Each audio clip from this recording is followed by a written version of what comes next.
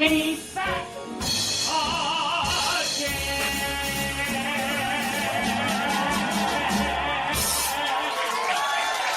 Dolly'll never go away again.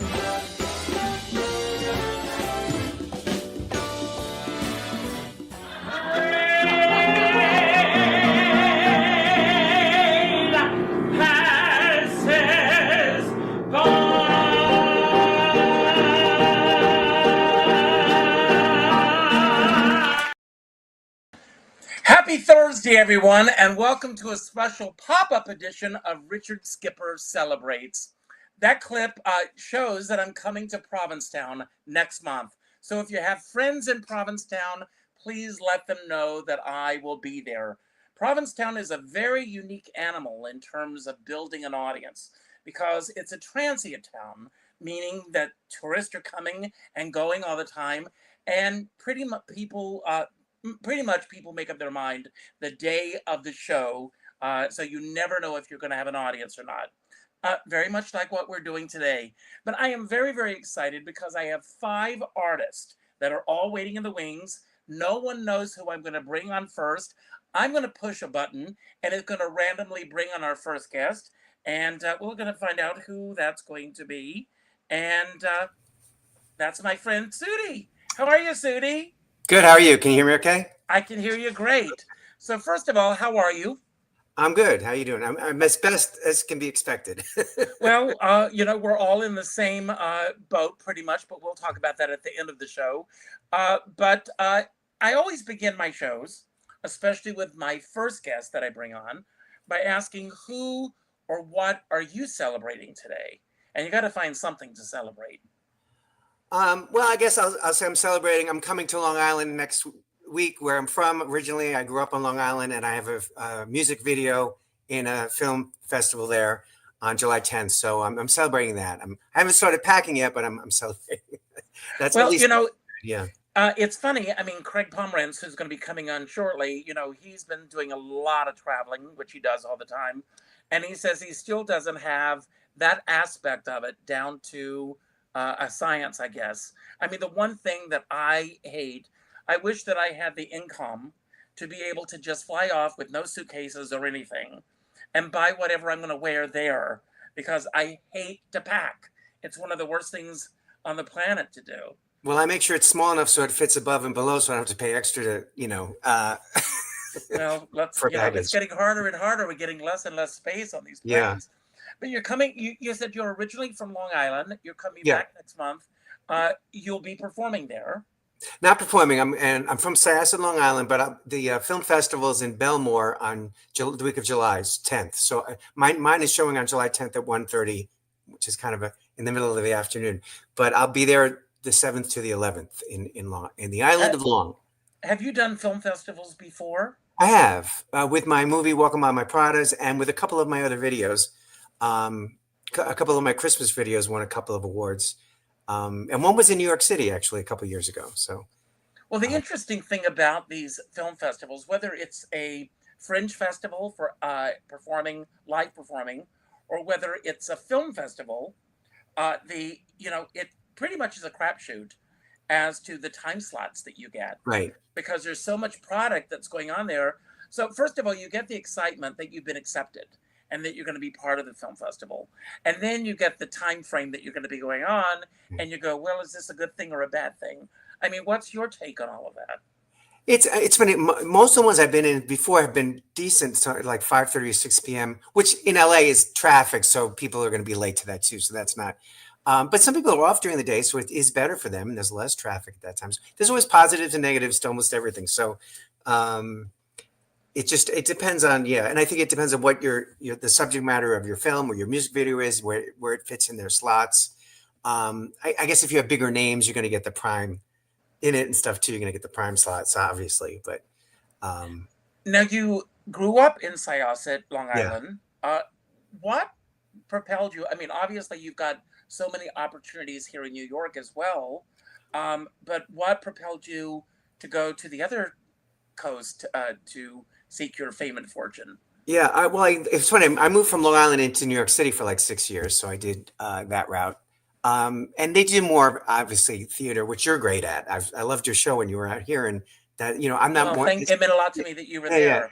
I'm Tell just not. everybody you know. Yes. Um, I'm not as much of a live performer, and I was looking to do more film and TV stuff. And at that time, they only had 4 shows in New York. It was Law and Order Special Victims Unit, Law and Order Criminal Intent, and I still know what you did on Law and Order last summer. No, I make that. That's But true. so yeah, I came out. Well, I thought to do more acting of in film and TV, but I ended up doing a lot more writing. I love to write, so I ended up just writing. I think I'm a lot better at that, and that's what I focus on more. Well, you're a published author. You've got your own calendar series. You do these videos. I mean, out of all the hats that you wear, which one do you feel is the one that fits you the best? Well, as the writer, like I write songs, scripts, and books, which I never thought I'd write any of those things except maybe songs. I used to love writing songs, but and most of them sit above me gathering dust. But once in a while, I get something made, and so I think the hat that's writer is the most. I like to act, and I'm okay at that, I think. But writing, and I like writing probably songs the most because they're shorter and easier, and I love music. But the books. Well, when you're writing, are you writing for yourself? Because I mean, you do perform yourself, or are you writing for other people that you have in mind? Usually neither. I write whatever the story is that comes to me. So for a script, I'll sometimes after I've written the script, I'm like, oh, I could do that part or something, and it would be. And I did that in Welcome on My Pradas, the movie I did. I played Brian in it because I could fit the role of a guy in the closet or whatever that. But no, I don't really have anyone in mind, and I don't. And after I write it, I might have someone in mind for it. Like I have a script that I have Charles Esten. I would love to be the lead in it, but yeah, no, I don't write it for myself as the actor. And sometimes the stories don't reflect my own. People think I'm in AA because I wrote a song about a guy who quit drinking. And then they think I drink a lot because I write a lot of drinking songs. And they think my mother has Alzheimer's because I wrote a song called I Won't Forget What You Don't Remember, and which is about Alzheimer's. And I had Bunny Levine played my mother in the video that we did for that. And so people are like, oh, your mom looks different. I'm like, it's not my real mother. And my mom doesn't have Alzheimer's. But I just write whatever the story is that comes to me, Well, what you have to do is you have to write a vision of yourself that you want the rest of the world to think that's you. Right. And just keep putting that out there. Yeah. Well, that was my song. The Only Way to Live is to Die with a Tan is probably my theme song. So I did write that, and that does reflect my philosophy, I guess. Well, I mean, here we are. We're on the eve of Independence Day, 4th of July. Do you celebrate? Are you a celebratory type of guy? I usually like to celebrate July 4th, 4th of July. I pull out my Dolly Parton. She has a patriotic CD she did years ago, For God and Country, I think it's called. I play some patriotic songs. This year, I'm wearing all black, and I'm just going to put on loop American Idiot by Green Day. That's how I'm going to celebrate or not celebrate this year. That's how I feel. We're all, like I said, we're all going through whatever we're going through. We're all going through it together, regardless of what side you're on. We are all going through this together. There's no other way about it. I want to bring on our next guest in just a moment. But before we do, for those who are just tuning in, today we're celebrating independence. And I want to celebrate independence in terms of the art that you create. And I want to ask, how do you balance creative freedom with the realities of making a living in the arts in today's world? Yeah, because that is the hardest thing, because you need the time. Like if you have a 9-to-5 job Monday through Friday, you can't really do a lot of things you want to do creatively, but you do have to pay bills. So I did catering for many years because it was flexible. I actually wrote a book, How Catering Sucked the Life Right Out of Me, but I still do it a little bit because it is flexible and it does pay bills. And, if you need to cancel, you can. And, I was able to shoot my 2 videos during the week, which if I had a 9-to-5, I wouldn't have been able to do. So I think that's one of the most important, the independence of your time, the creativity too, but of not being told like exactly, how to, but that is the hardest thing. And plus if you work 9-to-5, I think you're so exhausted, you don't have the energy to do the creative things you need to do. Although after some catering events, I don't have that I need to do, but anyway, so I think, yeah. And, but so the time of the independent, because your theme today is independence. And I think the other thing is also to be in control of your creativity like when I did my film, it was Welcome All My Products. We did it independently. I would have loved to have a big studio do it, obviously, of course. But you have more creative control, and you don't have to change the script to fit what they want it to be. You can have your vision and all that kind of stuff. And same with my books. Like Rainbow Relatives was a traditional publisher, so they added to the title real world stories and advice on how to talk to kids about LGBTQ families and friends. I would have made it a little bit shorter, the in parentheses. But so you have more freedom in those two things. I think those are the two things that are, and yeah, the balance is hard though. Yeah. Well, let's bring on our next guest, and you're actually going to help me bring on the next guest because you're going to pick a number 1 through 4, and then I'm going to push a button, and that person's coming on, whether they're ready or not. Okay. Yeah, I wasn't even ready. I didn't know it was going to be first. I'll take 3. I'll pick 3. And that's my dear friend, Geoff Stoner. Welcome to the show, Jeffrey. Hello, Richard. And I want to ask you, who or what are you celebrating today? I am celebrating, well, I've got a big project going on these coming days. I'm working with Margaret Curry and Deep Flight Productions on three Lanford Wilson plays that we're presenting at 59 East 59th, and then we're going on to the Fringe Festival in Edinburgh, which I finally learned how to pronounce. Edinburgh. It's not Edinburgh. So we were just talking about Fringe festivals and film festivals. Do you know what your time slot is? We are in the middle of the day. I think we're post lunch, which I think is a fantastic slot for us. So it gives the morning available to mingle in the cafes and get people to come in and see your show. And then it gives us time to go out in the afternoon and the evenings and see all the other marvelous productions that are going on there. I think there are about 3,000 of them. It's quite daunting. Well, as I mentioned at the beginning of the show, I'm about to go to Provincetown. And Provincetown is one of those towns that you essentially have to get out and, as they say, bark to get an audience for your show. It's not just what happens on the stage, everyone. It's a lot of work. Do you have a secret? Have you done many Fringe festivals? And if so, what is your secret for getting an audience in to see your show? I've not done a lot of Fringe festivals. I've not done a Fringe festival. This is my first one, so I'm very excited about it. I think that, my secret in getting people to shows and all that sort of thing is really to go out there and talk to them about the work and the artistic process of it. The goals of what we wanted to do with the work, and really get them interested or try to get them interested in what we're doing. I think the other part of it is being interested in what they're doing and showing up for them also. I think that's really important as part of the whole process in getting people to come to anything that I'm participating in, is to really show up and participate with what they're doing too. I always find that very, very beneficial to learn what other people are doing too. Absolutely. Well, as I also asked Sudi, I'm going to ask you a similar question. You wear a lot of hats in this business. You've written several articles for Cabaret Scenes magazine. Craig Comrades, once again, works with Cabaret Scenes magazine. He also has some incredible articles that are currently running and in the past, so look those up. You're also director. You're going to be directing Chris Arturo, who's coming to New York to do his show. You're an actor yourself. Out of all the hats that you wear, which one fits you the most comfortably? I'm glad you asked that of the fellow before me first. I think it's really a close I'd have to say acting is the hat that fits me. It's a made-to-measure hat for me, and I love doing it, and I've worked on it a long time. I've studied with a lot of great people, and I love the process of developing a character. I love taking that discipline as a director and applying it to somebody else.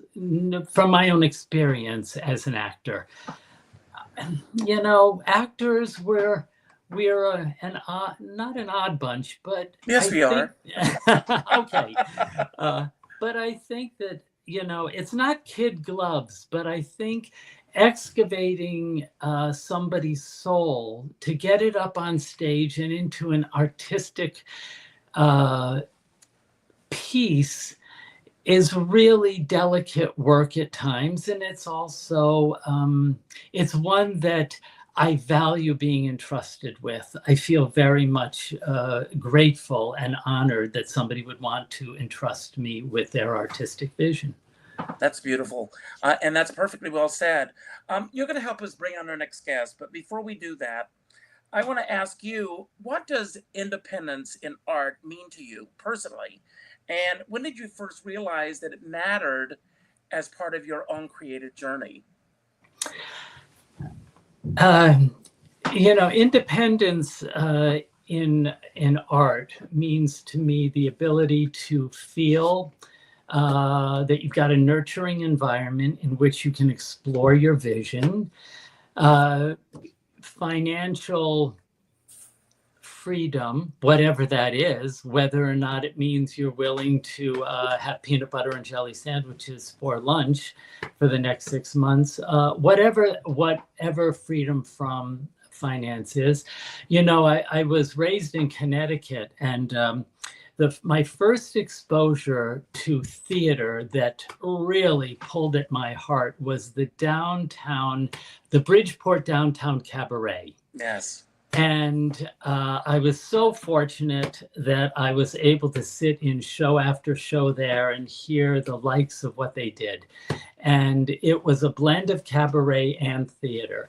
And so I felt as though they had artistic vision, and they were able to really present theatrical pieces in a cabaret type setting. And I always feel like if we're getting up on stage, it's theater, whatever it is, it's theater. And so that, I think, so I went on from there. And then when I got to New York, it was very clear to me that I wanted to be in one of those black boxes, working on songs that I loved and trying to interpret them honestly and in a honest manner. And so that's what I did. And that's what I hope for the people that I work with. Well, that's wonderful. You're going to bring on our next guest. So Monty Hall, here we go. Door number 1, door number 2, or door number 3? I'm going to have to go with door number 3. And all the way from Tel Aviv, Jonathan, how are you? Hello, hello, hello, hello. Yes, I'm actually not in Tel Aviv. I'm in Kfar Blum, which is a kibbutz up north Israel. I'm visiting my sister and her son, and it's pretty amazing. I haven't been here in a while. It's extremely quiet and beautiful, and yeah. Well, thank you for being here, and it's very early there. No, it's very late. I mean, it's now 10:20. Oh, okay. PM. Okay. Yeah. So, any of the things that we've talked about today, I mean, you know, as a director, do you travel a lot?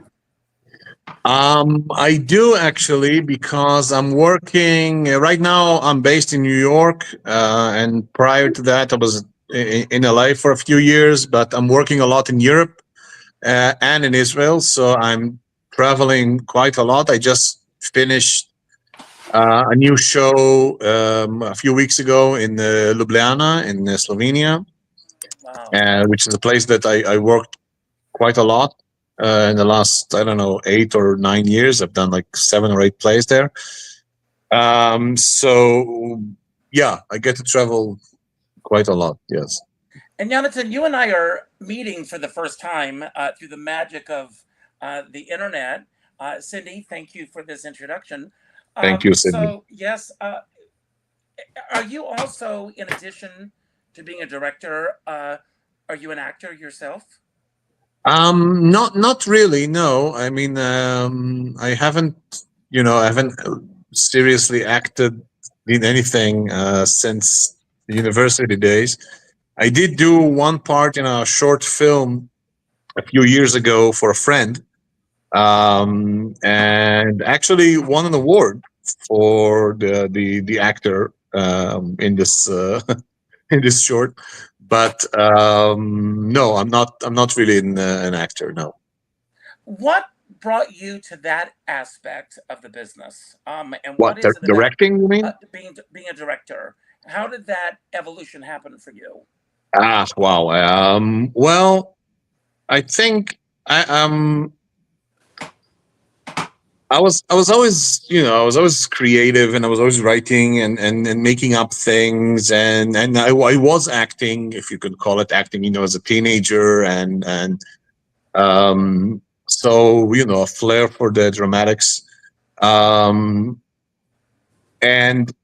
I guess that the choice to be a director came from the interest and pleasure I got, of interpreting works, especially in theater. Unlike film, you get to deal again and again and again with classics and with great texts, or even if it's a contemporary text, but you get to give it your own spin and your own interpretation. And I think that appealed to me. Lately, I also, got back into writing, and the play that I just finished in Ljubljana is a play that I actually wrote, which is something new to me. I also wrote this short script that we're gonna shoot hopefully next year in Israel. But this is kind of new for me as a director in the last, I don't know, 20 years or so. There's something about being able to read a text and think about what I have to say about it and how it connects to the reality of the world, or, it can be political, it can be personal, it can be psychological, whatever. But this is something that I think was always appealing to me. And I guess that's the reason. And also, I think it's easier to be a director than to be an actor, because when I say to the actors, when I say to the actors, all right, that's great, let's do it again, they actually have to do it again. Mm-hmm. I just need to sit there and watch. Well, there's another way of looking at this, Jonathan. Excuse me for interrupting, but that leads me right into my next question for you. Yeah. What happens for you personally when an actor comes in and has a completely different vision from the vision that you want to impart? And what are your methods for hopefully getting the actor to come around to your way of thinking? Or have there been moments when you've come around to their way of thinking? Yeah, well, first of all, I'm a big believer in dialogue. I mean, I really see the work in theater and in other aspects of art as well, but maybe mostly in theater and in film, is as some sort of you can compare it to an expedition going out to the North Pole or something. And the director might be the head of the expedition, but everybody is equal, and everybody is important as the head of the expedition, and no one can do it alone.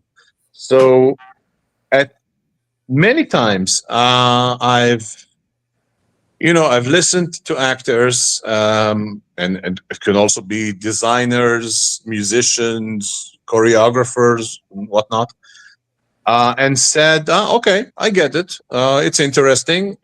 Let's try it. And many times I thought, yeah, it's better. It's better than what I envisioned to begin with. I think that at a certain point, actors start to understand the part better than you did as in the beginning, you as a director, because it's them now. And also, eventually it's the actor on stage. So the actor can only do what he has or she has inside them. Mm-hmm. So it's going to be some interpretation of them eventually. This is your color, you know. You can spray your color diagonal or straight or in a round or in a circle, but it's still that color, you know. Wow. Yeah. Also, I gotta say that working in Slovenia was really something of therapeutic experience for me in the last 10 years or so, because I don't speak Slovene. Wow. Wow. Yeah, Neither do I. yeah, and neither does almost anyone. It's a 2 million people country with a 2 million people language, which they are very, you know, diligent about. But I don't speak Slovene. I mean, now I know, I understand a little bit now, but enough to know where they are on the text, more or less, but I don't really speak it.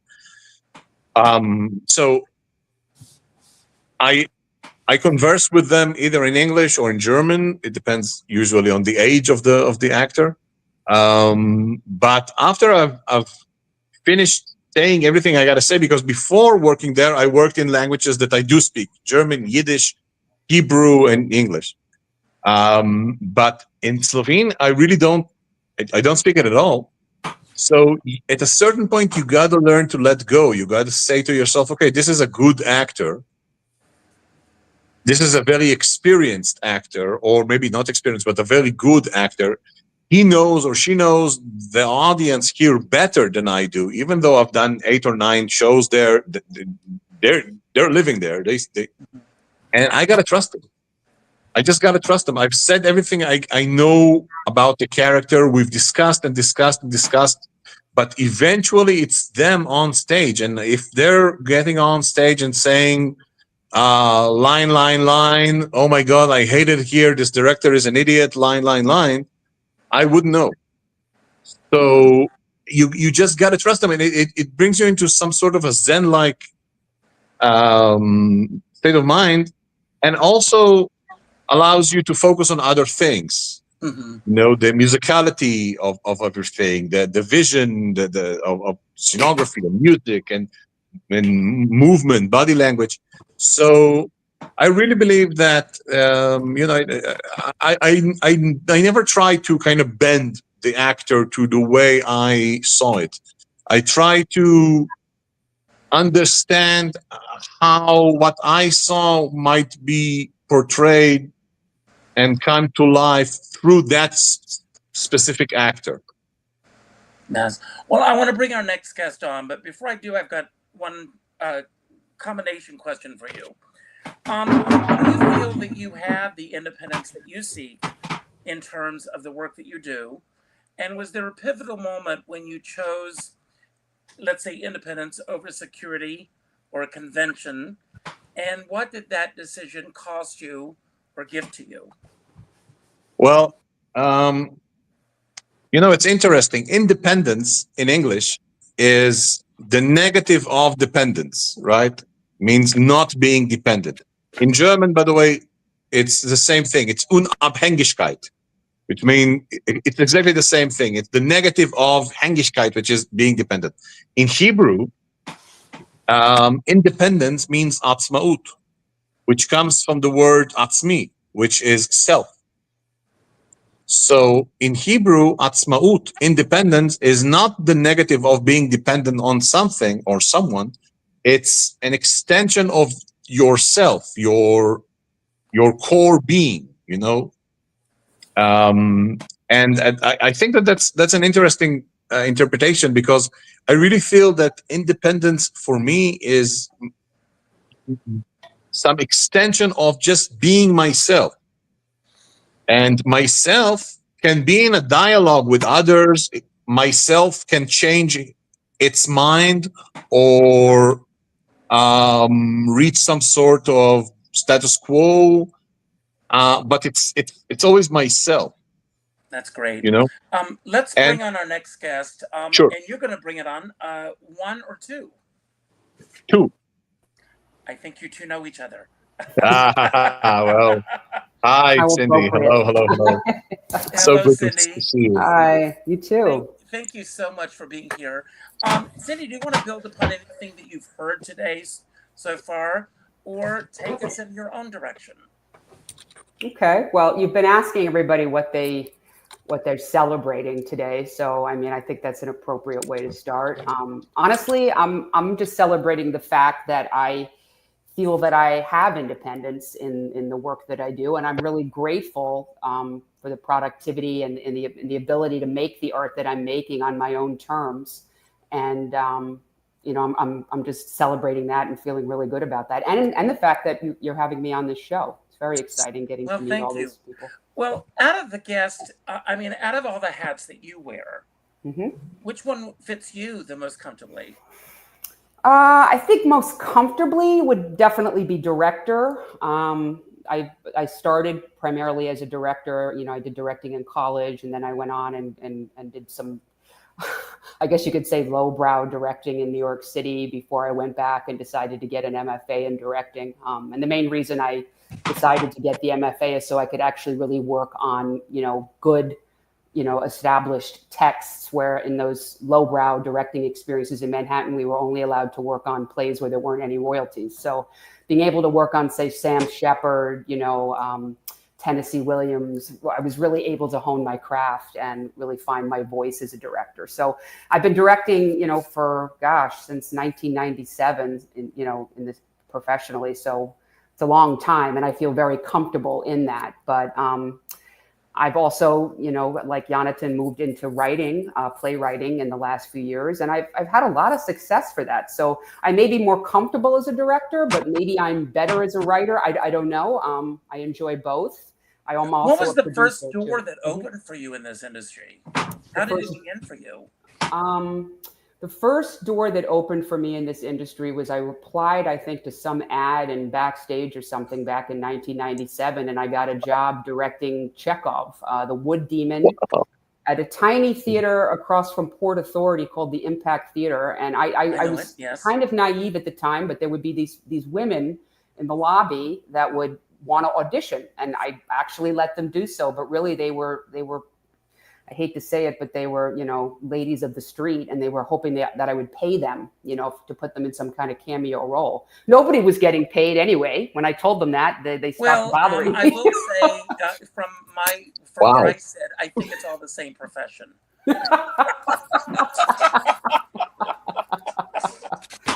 We all want to get paid. Yes, yes. You know, as Elaine Stritch used to say, it's not the work, it's the stairs. Wow. You know, and you've got several projects going on right now. Yes, I do. My latest play, Thistles, which appeared at 59 East 59 back in November. Where Geoff is going. Yep, exactly. Wonderful venue, by the way. Yes, yes. Have a wonderful experience there. We're going to be taking it out to the West Coast for its West Coast premiere in 2026 at Theater 68, which is a lovely complex out there. So really excited to. It'll be a whole new production with a LA-based director and LA-based cast, and it will actually get to run for a month, which is almost impossible in New York City these days due to costs, you know, for independent theater. But out in LA, we can run for a whole month for less than half of what it would cost to do a show in New York and actually get press, which is always a good thing when you're trying to, you know, get a show off the ground and published, perhaps. So looking forward to that. Also developing a new musical called Newark the Musical. We just had our first private developmental reading, but really excited about that. And fantastic composer, Nigel Robinson,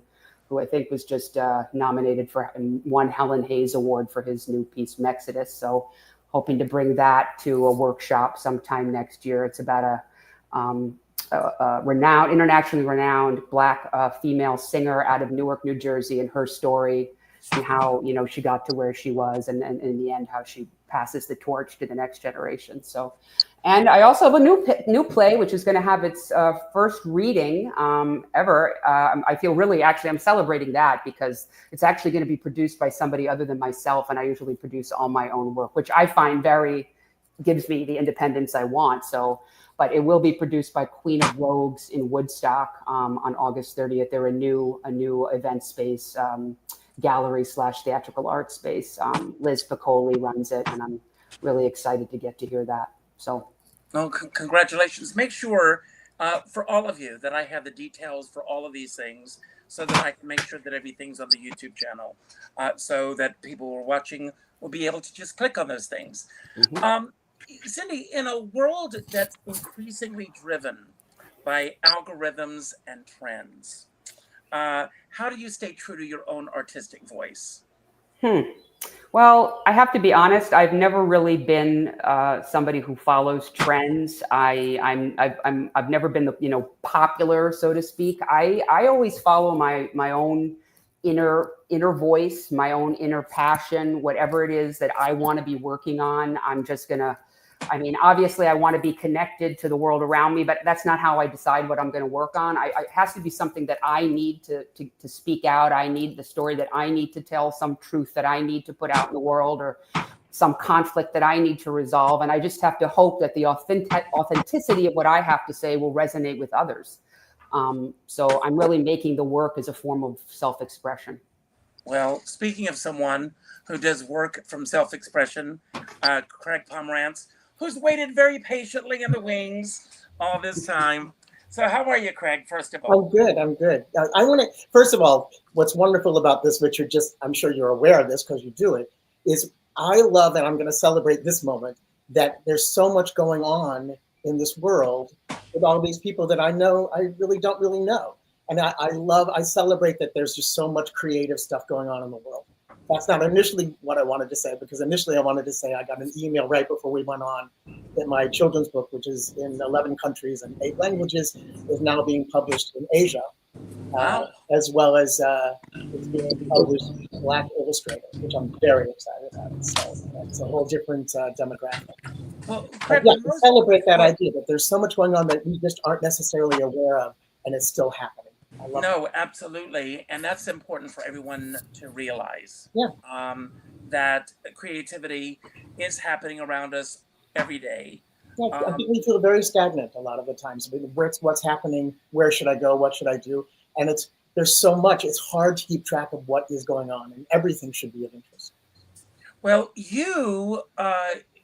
when most people think Craig Pomerantz, I think the first thing that pops into most people's head is saloon singer, cabaret singer. And you've written articles about the art, the craft of what you do. And you've also written articles about the behind the scenes, the very fact of who and what and where we are at this point in a world that's changing drastically every day. I just asked Cindy about algorithms and trends. Is this something that you follow, or do you find that you're bucking any trends yourself? Well, I don't think I have the wherewithal to buck any trends, but I think that I think what's important is to try and learn how to embrace them, and that's not easy because they're constantly changing. I was thinking about, I have so many things to say to all of these people, because they came on first.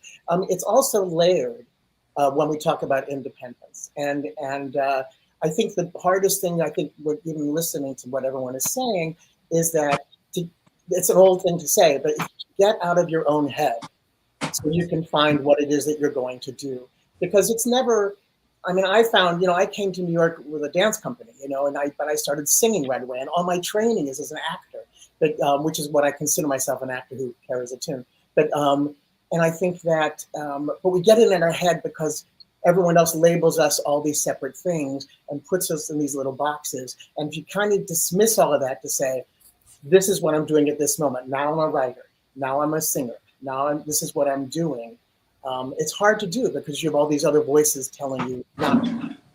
Right. And thank you for saying that, because this is something that I deal with on a regular basis.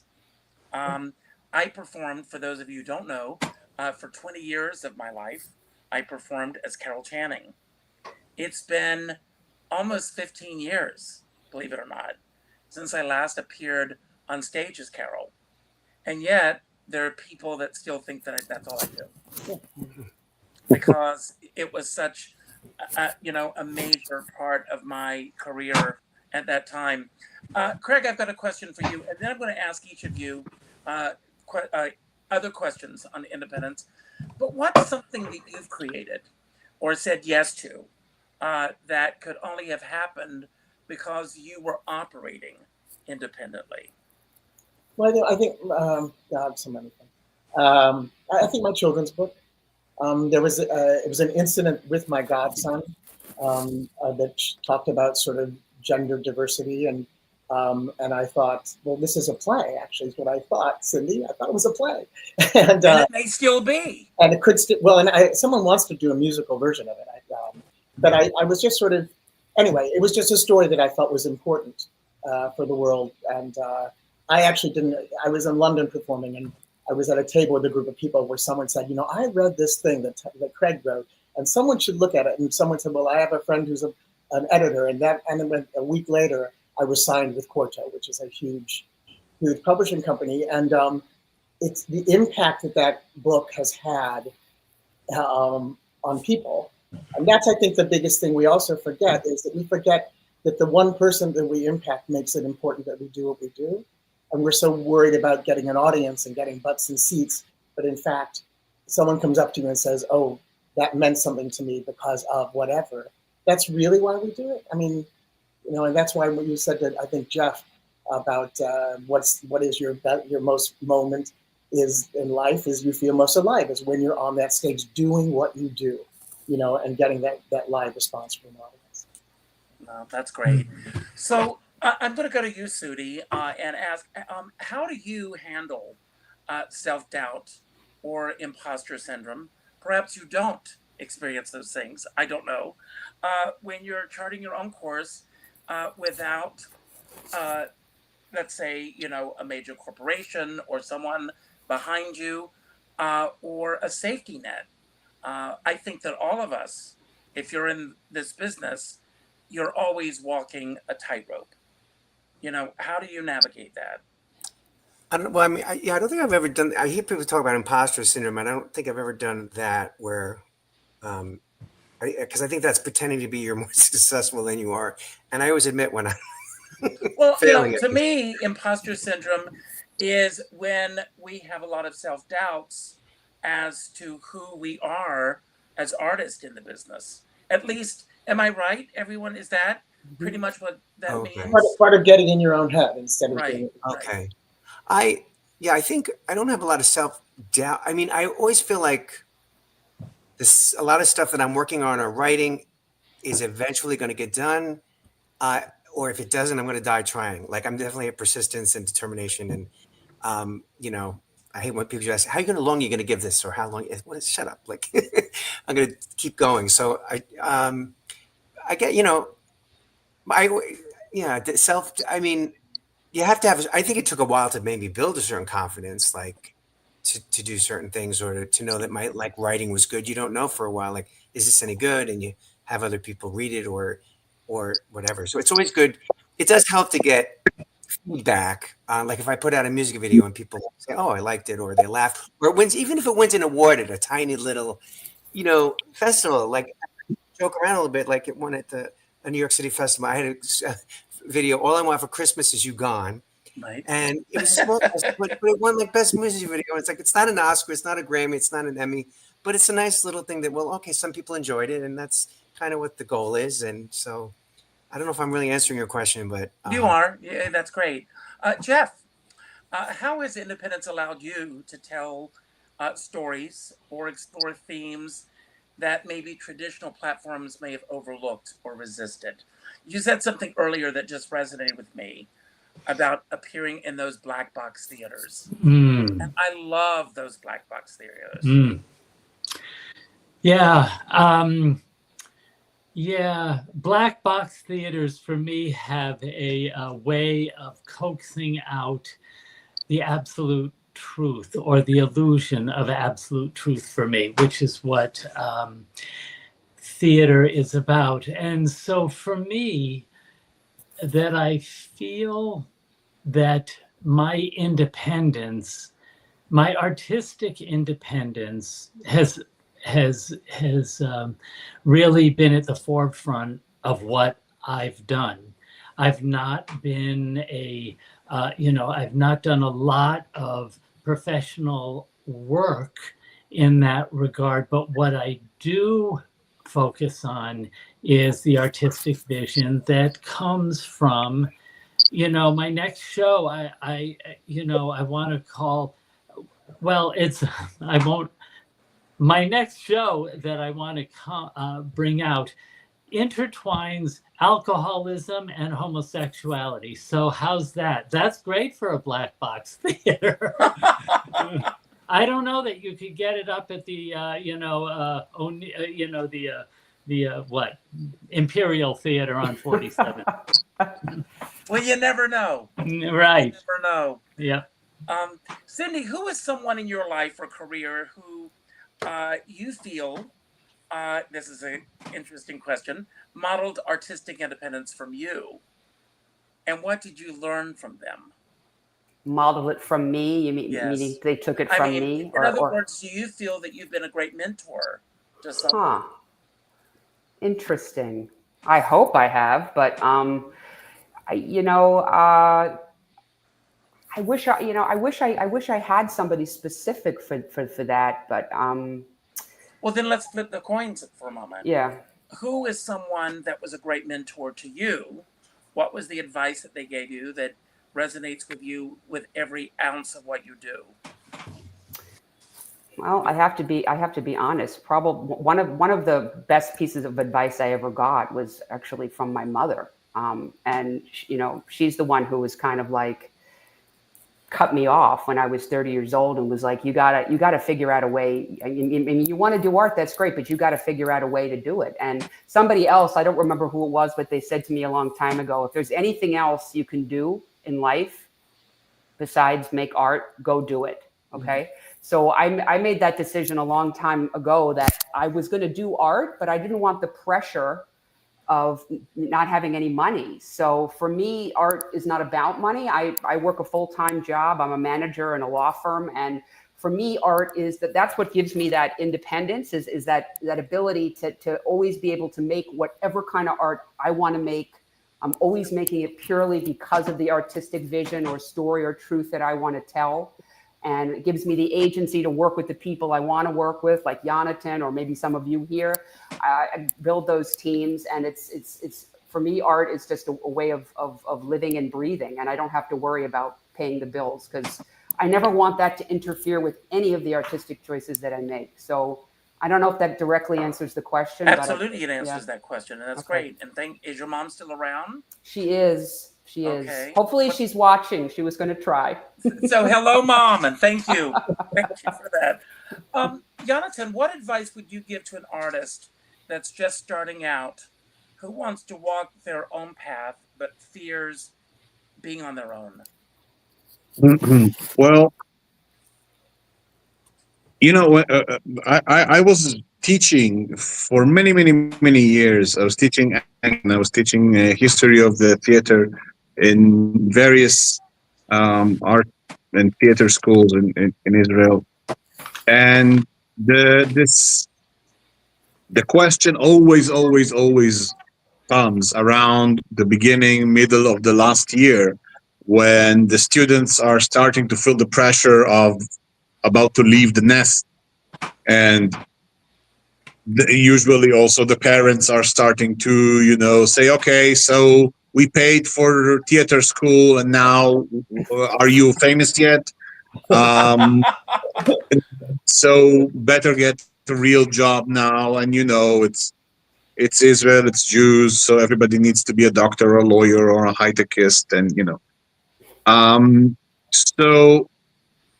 And the students are under lots of pressure, and they're starting to ask questions. What do you do? And it's really difficult. And there's lots of schools and lots of people finish every year, and not all of them, not even 10% of them, are really going to be able to make a living out of it. And I always give the same answer, and I always tell them that it's a bit similar to what Cindy said. I always tell them that if you want to do theater, if you want to direct, if you want to act, if you want to write, that's only up to you.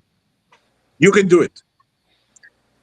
Making money out of it, making a living out of it, that's not only up to you. That's up to lots and lots of things. The stars need to align. And I always say that it's better to cut this connection between making money, making a living, and making your art. If you're able to do both, that's great. But if not, find something that is not horrible, not something you hate, and you only did it when you were a student and you can't wait to stop doing it, because that's your life, and you don't get another one, as far as we know.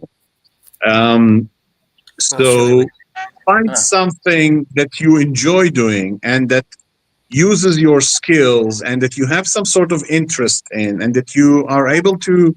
I used to be a journalist. I used to be a journalist for many, many, many years before I was able to somehow make a living as a director. I was writing for the most obscure papers that, with all sorts of pseudonyms, and I was translating idiotic. This is before AI. So I was translating idiotic stories about the health advantages of eating watermelons and whatnot. I even did a story once on a pregnant women convention for one of the Israel's hospitals inner paper.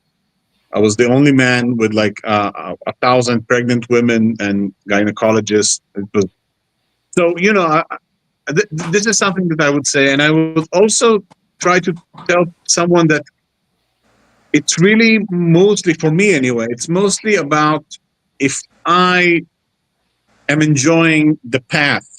It's not really about, or it shouldn't be about, we're all human. We all want to do good and get good results and good compliments. It's okay, it's human, but we should always try to be more about the road than the actual result. When I'm writing something, I try not to think whether if it's going to be produced or can it be produced or will someone like it. I'm trying to have fun writing it. I'm trying to have fun being with those characters, and because that's the only way I can keep on doing it. Otherwise, I'll stop. I don't have the self-discipline. I'll stop. Same goes for rehearsals. I'm trying to have fun in the moment. I'm trying to make it interesting for me and for everyone around. And if the outcome is good, and go define geves in Yiddish, they say go figure what's good in art. But that's the thing I would say. That's great, and that is true independence. Craig, what are you currently working on that feels like a true expression of your own independent voice, and how can we all support you in that way? Well, if you know anyone in London, I do. I'm singing at the Pheasantry July 24th, and Jonathan might appreciate it. It's called Berlin to Dylan to Simon and Garfunkel. It's all kosher. And I think I go back to what we're saying, in that it's the moment when you're working. It's interesting because I was raised Orthodox in St. Louis, Missouri, and my entire life, my mom wanted me to sing my Yiddish mama, which I never did, and I do it in this show, and it's in the best and in the world. It's amazing how important it is to me to sing it. And that's the thing about performance, right? And I always say, and I think Richard and I discussed it before, that comedy is the hardest thing, I think, in the industry. And the second thing is what we do in cabaret. In that, we're not hiding behind characters, which is the wrong way to put it. We're not presenting. We're just being who we are, vulnerable, and telling stories however we choose to tell them, and reinterpreting songs and all of that kind of thing. And then, of course, there's theater, which is everything to me. But it's I mean, did that answer that question? I mean, the moments you're working is why you work, and that's the realization of it's working also for you as well as the audience. Absolutely. Well, I want to thank you all for being here. This hour has flown for me. I hope you had as much fun as I did, and I hope that you'll all support each other. I hope that you'll take the time to look each other up, find out what each other is doing, And anytime I can be there to support any of you, I think you all know that I will be. So I'm going to give each of you a chance to have your final word today. It could be about anything that we spoke about that you want to build upon, anything that we didn't talk about that you wish we had, or just any final message that you want everyone to leave with today. I will pick one of you, and then when you finish, you'll pick the next person, and so on. And when the last person says goodbye, I'll end the show, so you don't have to worry about how do I get out of here. I leave all of my shows with the same message. Today's a pivotal moment for me. A lot of you know that I left social media at the end of February. And my Facebook account has been deactivated, which means that anytime I want to go back on and look at it, it's still there. But tonight at midnight, it's deleted. It's gone. That footprint is gone. Maybe somebody will be able to find it someday. I don't know. But for me, it's gone. And since leaving Facebook, I have taken the time each day to reach out to 2 or 3 people that I haven't spoken to in a while, to just see how they're doing, what's going on in their lives. People who have supported me over the years, people who have come to my shows, everything. And the scary thing is how many people are no longer here. So I think that we get so caught up in hiding behind our devices and our computers and everything, that human connection is, and I also believe firmly that the reason we are as divided as we are today is because of that divide in terms of how we communicate with each other. And the thing about creating art, for me, is for art to succeed, you need people from every walk of life to experience the art that we're putting out into the world. And I think it's very important that as artists, that we think in those terms. And we also think from the perspective of being an audience member, of what it's like to sit in a room with other people from all different walks of life. So the message that I leave at the end of all my shows is to go out and do something nice for somebody else without expecting anything in return. The request that I'm going to ask for all of you on today's show, and for everyone watching today's show, is to go to your address book, go to the 5th name, and reach out to that person with a phone call. Not an email message, not a text message, not a private inbox message, a phone call. And let that person know why they matter to you.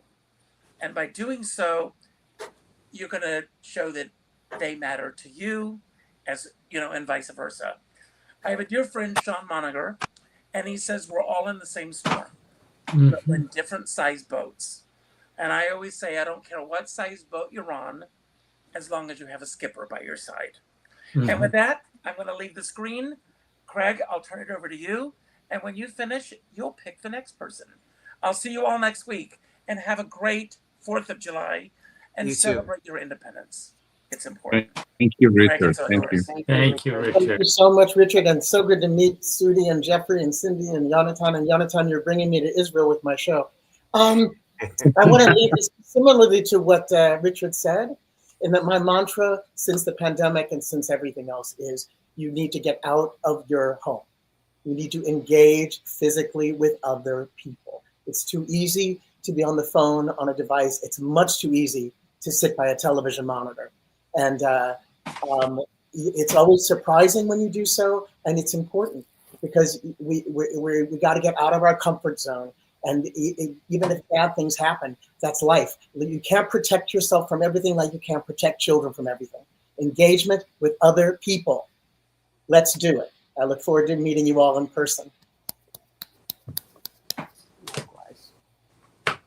Oh, Cindy. Okay. Well, I think it's been a pleasure meeting all of you, and I'm really excited that everybody is making the work. Because my mantra that I'm always telling, especially younger artists, is don't wait, for somebody to give you an opportunity. Just make the work. Just find a way to do it. Get some people together and just start creating. empowering, and it's independent, and it's a wonderful place to be. So I just hope that, especially during these times, that everybody is continuing to make the work, because that's really what's going to get us through all this. That's how we're going to survive. When artists stop making art, that's when we have a problem. So keep making the work. Pleasure meeting all of you, and I will pass it to Jeffrey. Hi, thank you. What I'm left with, and I was really touched by Richard's final day of Facebook. That felt pretty definitive to me.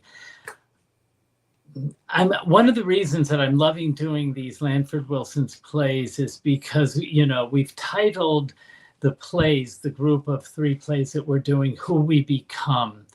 And I think Wilson writes in a way that complicates that we're, as Richard said and his friend said, we're all in the same storm. And if we keep that in mind, I have another friend who says, unless we learn how to love one another and work with one another, it's going to be tough on all of us. So that's the message. And to I love the idea of being able to create art out of nothing. You can take nothing, draw a big circle on the sidewalk, step into it, and make it a stage. And there's a Shakespeare troupe on the Upper West Side that takes a garden and starts performing in the garden. It's just lovely. So create, because it empowers us all. And Sudi, you'll be the next. Thank you. Thanks. I love what you guys are saying about creating and connecting with people, because I feel like I forgot to mention the name of the music video I did. It's called SUI, Singing Under the Influence, about singing drunk karaoke. But so I'm really excited. I'm doing something creative, but I'm also going to Long Island, and I'm going to see people I haven't seen in years, friends, because that's where I'm from. So instead of calling them, I can see them in person, or just instead of seeing them on internet or social media. So, and I feel it's a nice, fun video. We need escape from all the stuff going on. So a lot of stuff I do is lighthearted, not all of it, but anyway. So everyone, I love that everyone needs to keep creating, and I have too many ideas. That's my problem sometimes, but and I hope everyone gets through this and keeps creating and inspiring people. This is really always inspiring to be on Richard's show, and he's amazing. And now that's it. I will say goodbye and leave it to Jonathan. Yes. Thank you, Richard, first of all, for having me and for this amazing opportunity. And thank you, everyone, for your very influential and lifting words. I'd like to finish with saying something from the play that I just finished in Slovenia that I was telling about. It's a play about the philosopher Hannah Arendt, the Jewish German American philosopher Hannah Arendt, and she was a great believer in dialogue with all its complexities, but dialogue. And she said that to live means to be around people. And I wish us all to be able to live by being around people, being with people. And with that, I guess I'll finish and say thank you again, Richard, and everyone. It's been a pleasure, and goodbye from Israel.